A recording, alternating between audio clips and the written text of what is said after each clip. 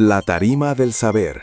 En el episodio de hoy, narcisismo, dinámicas y supervivencia en las relaciones. Hoy nos metemos de lleno en un tema, complejo y por desgracia muy presente, el de las personalidades tóxicas y narcisistas. Y para analizarlo hemos reunido fuentes muy distintas, desde guías de portales de empleo como Computrabajo, análisis del psicólogo Hugo Filipe, un vídeo que se hizo viral. Incluso trabajos académicos y teóricos como Otto Kernberg, que es un peso pesado. Exacto. Y al juntarlo todo emerge una idea central, que yo creo que nos va a servir de guía. Que el narcisismo, más que un rasgo, podría ser como un mecanismo de supervivencia defectuoso. Veremos cómo una misma herida, que es un ego increíblemente frágil, se manifiesta con máscaras muy diferentes. La del jefe tirano, la del alma gemela. O la de la madre aparentemente perfecta. Vale, vamos a desgranar esto. Es que es la mejor manera de verlo, sí. Porque nos saca de la caricatura del villano de manual. Y es clave empezar con lo que decías. El narcisismo es un espectro. No es un sí o un no. Va desde rasgos muy sutiles, que cualquiera puede tener, hasta un cuadro clínico diagnosticable, el trastorno de personalidad narcisista. Pero el hilo que une todo, el conductor, es justo esa estructura que has descrito. Una autoestima que es un castillo de naipes, necesita validación de fuera, constante, para no derrumbarse, y a menudo esa validación se consigue a costa de los demás. Pues empecemos por un terreno que lamentablemente es muy fácil de reconocer, el laboral. El artículo de Computrabajo es muy claro. Una de las principales razones por las que alguien con talento deja un trabajo es por un jefe tóxico.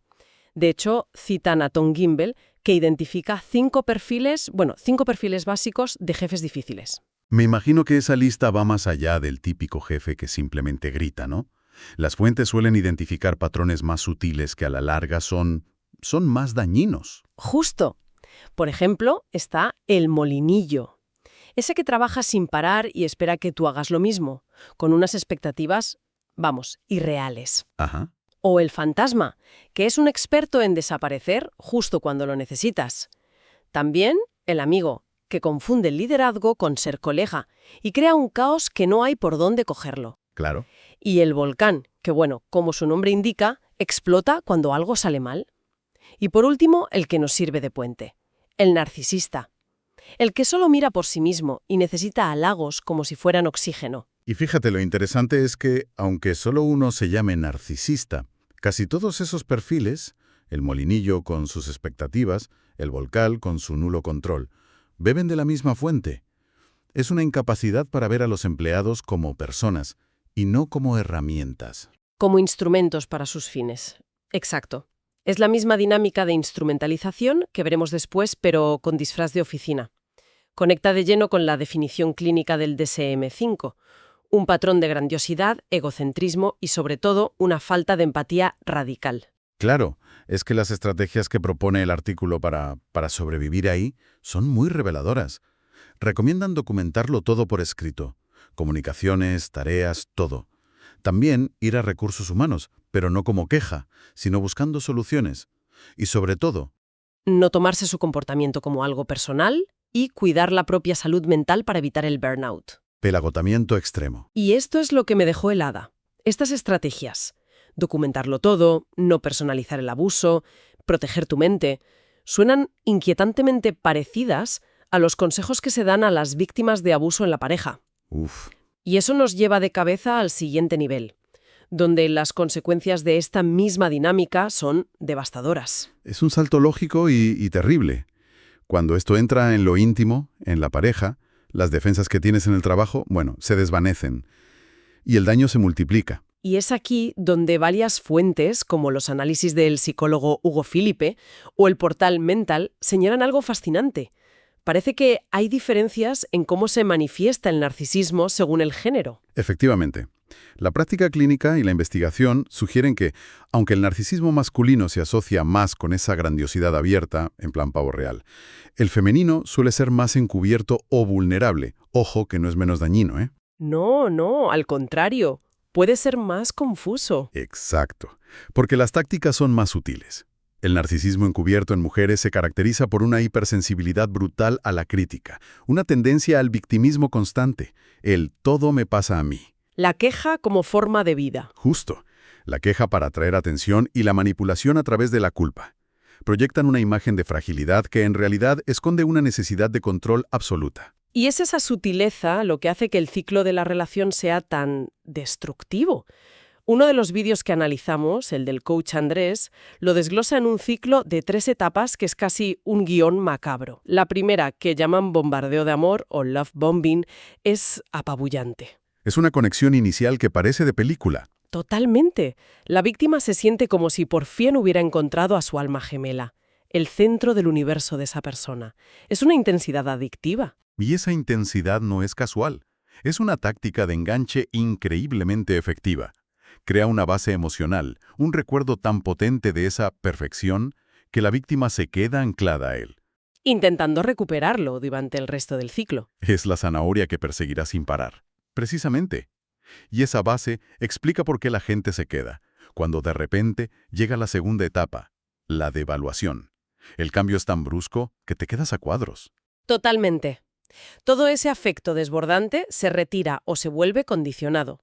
Las conversaciones, el sexo, las risas, todo desaparece o será con cuentagotas.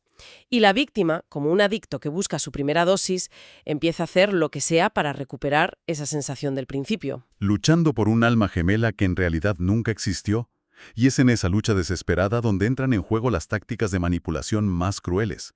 Ahí es donde vemos el gaslighting del que hablan varias fuentes. Negar la realidad para hacerte dudar de tu propia cordura. Exacto. Frases como, eso nunca pasó así, te lo estás imaginando o eres demasiado sensible, se convierten en la banda sonora de la relación. La víctima acaba pensando que el problema es suyo. Totalmente. Y no es la única táctica. No, las fuentes también hablan de la triangulación. La triangulación. Introducir a una tercera persona en la dinámica, ¿no? Un ex, un amigo. Un compañero de trabajo, cualquiera, para generar celos, inseguridad y mantener a la pareja siempre en vilo, compitiendo. Y el uso de la información íntima.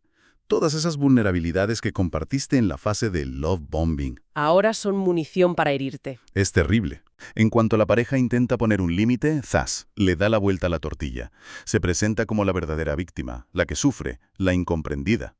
Y esto anula por completo la queja del otro y lo carga de culpa. Y el impacto de todo esto es demoledor. Un trabajo de la Universidad Nacional de Chimborazo lo resume muy bien. Las parejas de estas personas acaban con la autoestima por los suelos, con ansiedad, depresión. Y con una percepción de la realidad distorsionada, viven en una montaña rusa emocional, sin saber cuándo vendrá la siguiente caída. Y entonces, de la noche a la mañana, llega la tercera fase, el descarte. La relación se acaba. De forma abrupta, fría y muchas veces porque ya hay una nueva fuente de validación esperando. Una nueva víctima. Sí, y el vídeo lo describe, y esto es una paradoja brutal, como la única salvación para la víctima, porque es la única manera de que ese ciclo infernal se rompa. Es una liberación traumática. Y nos deja con una pregunta, escalofriante. Si esto pasa en una relación de pareja que uno elige, ¿qué sucede cuando esta dinámica se da en una de las relaciones más fundacionales de la vida? La de una madre con sus hijas. Es un salto a un nivel de impacto muchísimo más profundo, sin duda. Y aquí, tanto el trabajo de fin de grado de la Universidad de Zaragoza como los artículos de Hugo Philipp coinciden en un concepto clave que lo explica todo. El concepto de que la hija es percibida como una extensión del yo de la madre. Su función no es ser una persona independiente, sino existir para confirmar, sostener y reparar la frágil autoestima materna. Así que las necesidades emocionales de la hija, sus deseos, sus miedos... Todo eso es ignorado, o invalidado, o incluso castigado si no sirve a ese propósito. Y es una herida invisible, porque desde fuera esa madre puede parecer la más dedicada del mundo. La más sacrificada, claro. Pero por dentro, la hija aprende una lección terrible, que el amor no es un refugio, sino algo que debe ganarse cada día, y que nunca es suficiente. Es el amor condicionado en su máxima expresión. Hugo Philippe lo describe de una forma muy gráfica. El afecto depende del rendimiento de la hija, de su obediencia, de que la haga quedar bien. Dinamita la base de su autoestima. Y menciona otras señales que son tela. La competencia de la madre con la hija, mostrando celos o críticas hacia sus logros, su apariencia, sus parejas, o una invasión total de los límites, tratar la vida adulta de la hija como una continuación de la suya. Y las secuelas de esto, claro, se arrastran toda la vida. Las hijas de madres narcisistas a menudo se convierten en adultas con una necesidad insaciable de aprobación externa. Les cuesta horrores poner límites saludables. Porque nunca aprendieron que tenían derecho a tenerlos. Conviven con una voz interior, una autocrítica feroz, que les repite que no son suficientes. Y corren el riesgo de perpetuar el ciclo, ¿no? Un riesgo altísimo, ya sea buscando parejas narcisistas o replicando el patrón con sus propios hijos. Además, como apunta Philippe, está el coste físico. El estrés crónico de caminar sobre cáscaras de huevo acaba en somatización, fatiga crónica, insomnio. El cuerpo lleva la cuenta. Siempre. Entonces, después de ver estas máscaras, el jefe, la pareja, la madre, la pregunta es inevitable. ¿Qué nos dice todo esto de la estructura psicológica que hay? Aquí es donde la perspectiva del teórico Otto Kernberg nos ofrece un marco más profundo para conectar todos los puntos. Para entender a Kernberg, podemos imaginar la personalidad como un edificio. La mayoría de la gente construye su edificio con ladrillos sólidos, de experiencias, buenas y malas, integrándolas en algo coherente.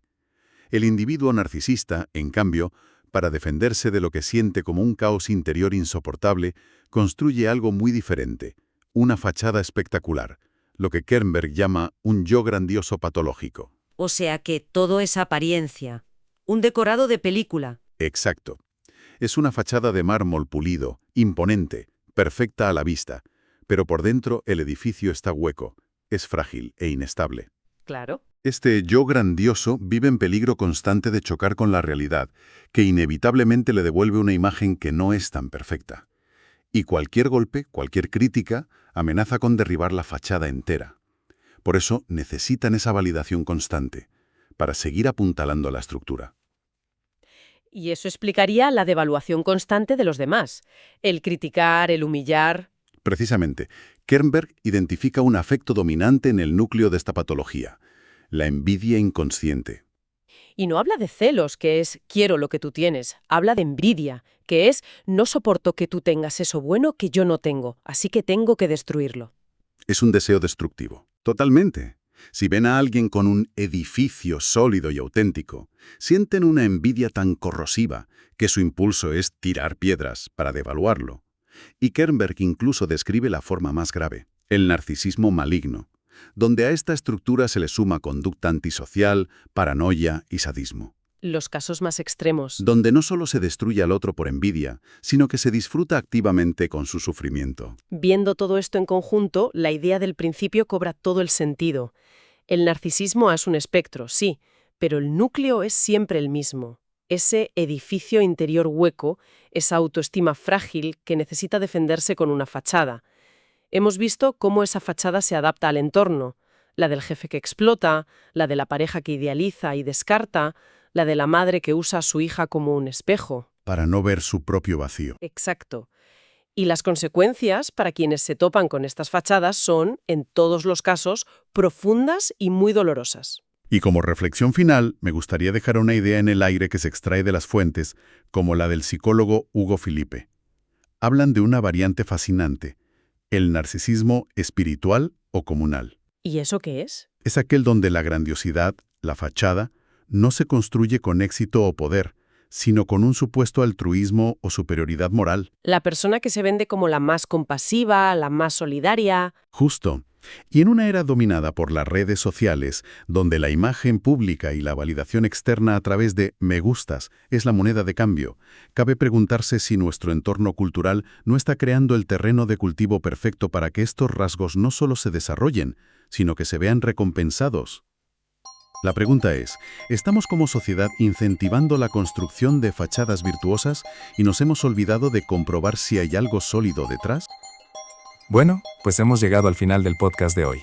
Ya sabes, si te ha gustado, dale a like, comenta y suscríbete para no perderte el siguiente episodio de La Tarima del Saber.